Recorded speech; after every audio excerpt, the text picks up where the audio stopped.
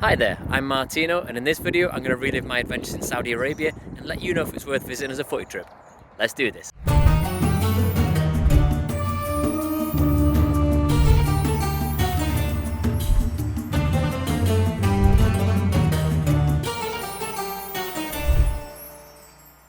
A year after the World Cup in Qatar, it seemed appropriate to plan another autumn trip outside of Europe as a brief respite from the cold, dark English nights.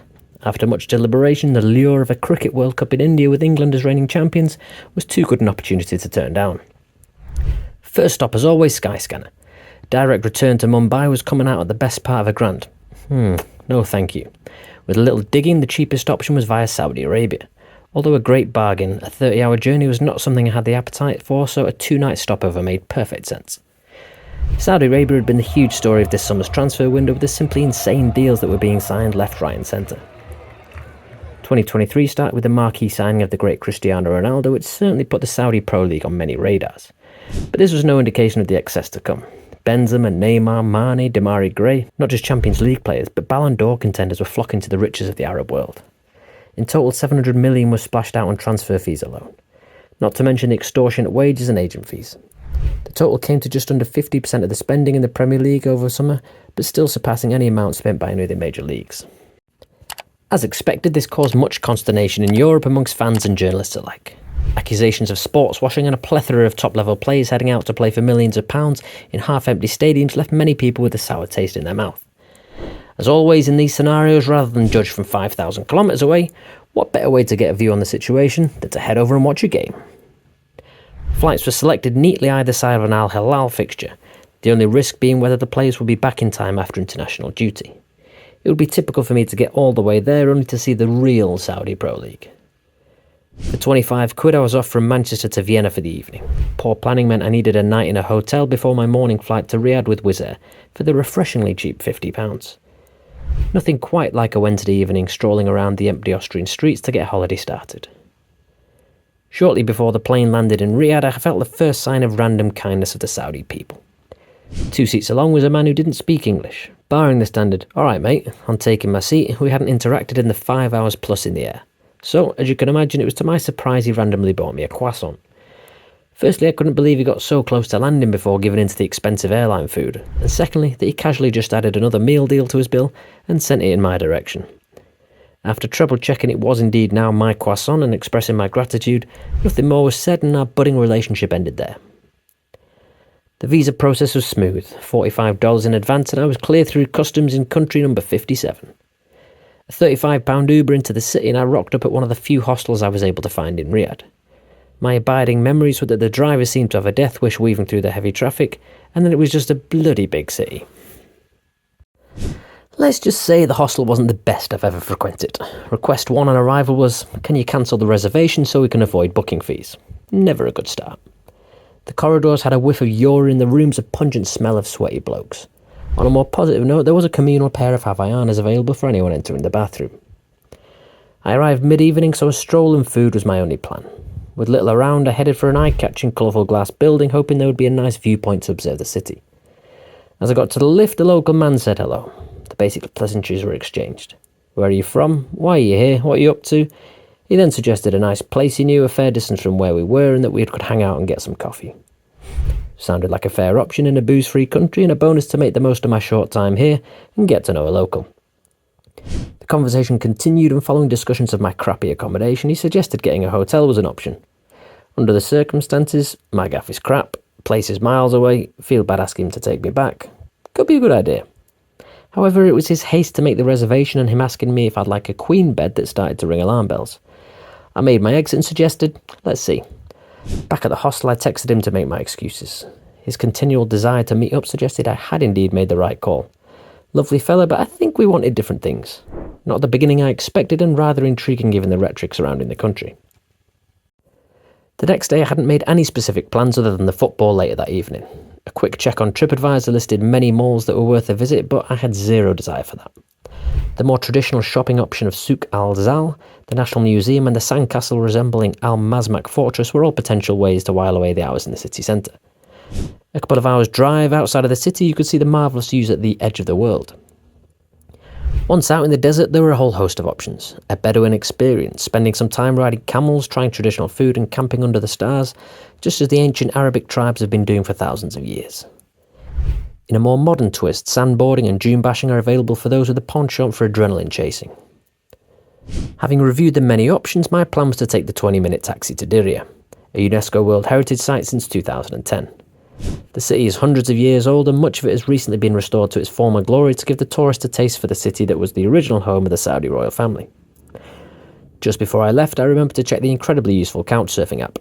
As well as help for accommodation, there are also events and meetups. A quick search showed an event in the afternoon. Time to change plan.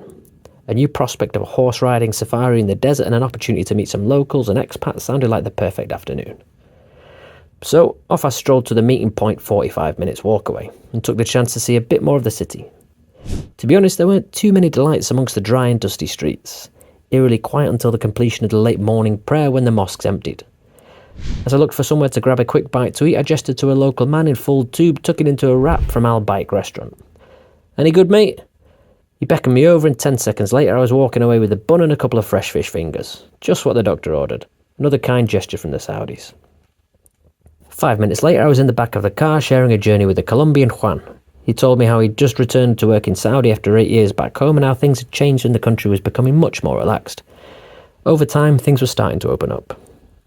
Along with my other newfound friends from Lebanon, South Africa and Pakistan, we arrived for the safari. Having not been on a horse since some poor decrepit mare hauled me around the Cuban countryside for an afternoon 8 years ago, I was a little nervous. I was soon put at ease by my new best friend and we were off. A couple of hours were spent observing the giraffes, zebras, wildebeest and many other animals I couldn't even name, all while the sun shone delightfully on the horizon, a genuinely wonderful way to pass the afternoon. We soon felt the sheer riches of the country as we caught the end of a polo match between two local teams before heading over to a Porsche 75-year anniversary show, where the feelings were festive and the food was free. All this before rushing back to the centre for the main reason I was here, to see the mighty Al-Hilal. It's safe to say that the biggest club in Asia, whether measured by social media following or overall success, they are up there. Formed in 1957 and are ever present in the Saudi Pro League since its inaugural season in 1976. Al-Hilal won the first official championship, although a slight caveat that was cancelled just 4 games in due to the death of King Faisal. However, we'll let them off with that spurious claim as they did indeed win again the following year. Another ever present since its inauguration is Al-Ittihad, seen as the leading clubs from the 2 biggest cities, Riyadh and Jeddah. Al-Hilal, with their traditional Naji values and supported by upper and middle class people, are in contrast to Al-Ittihad, the People's Club, supported by lower to middle class as well as many non-Saudis. They've had many epic battles over the years, including the decades of the 2000s, where they were almost exclusively the top 2. Let's say the Barca and Real of Saudi Arabia. Overall, Al-Hilal sit way out in front with 18 league titles, double that of both Al-Ittihad and fellow major rivals Al Nassr, the other main team in Riyadh who have become the fiercest adversaries in recent years.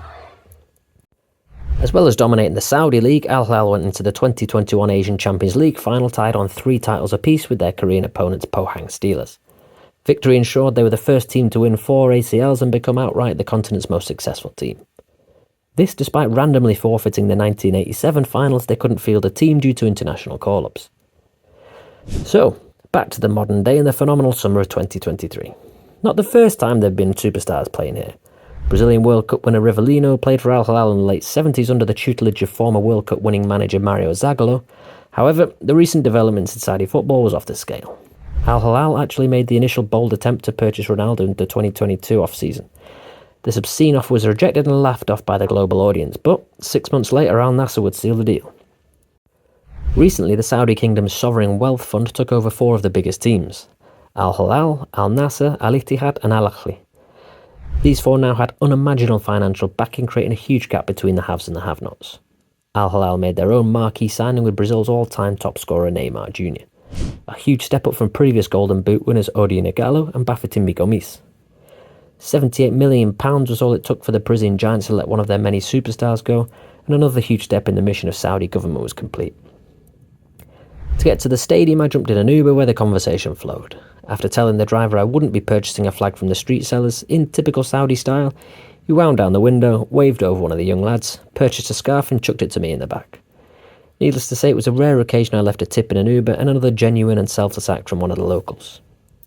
He checked directions with the police and dropped me in the perfect spot for my entrance to the Prince Faisal bin Fahd Stadium. Inaugurated in 1971, it's a 22,500-seater stadium that both Al-Hilal and Al-Shabaab call home. Soon to undergo major renovations to double the capacity and upgrade for the many international events Saudi Arabia plan to host in advance of their inevitable successful World Cup 2034 bid. In addition to this stadium in a rather rare setup, Al-Hilal also will occasionally play at the King Fahd International Stadium for matches where they're expecting larger attendances. Thankfully, my issues with the app didn't cause any dramas, and I arrived inside the stadium with the fans of the league leaders expecting a demolition of 11th place Al-Khalij, who had travelled 500 kilometres inland from the coast of the Persian Gulf.